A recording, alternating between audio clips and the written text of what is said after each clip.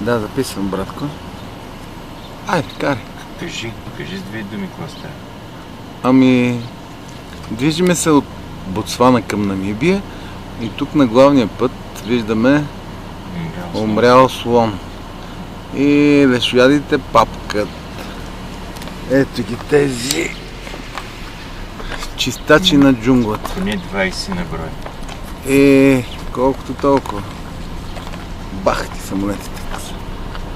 Гледай какво става. Майко, гледай какво говори.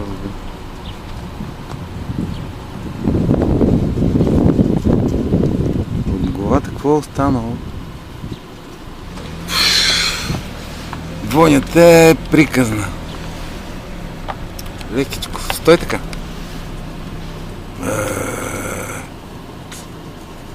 Този слон тук гние сигурно месеци.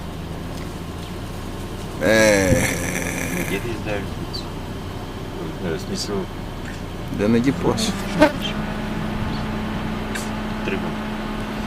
Да.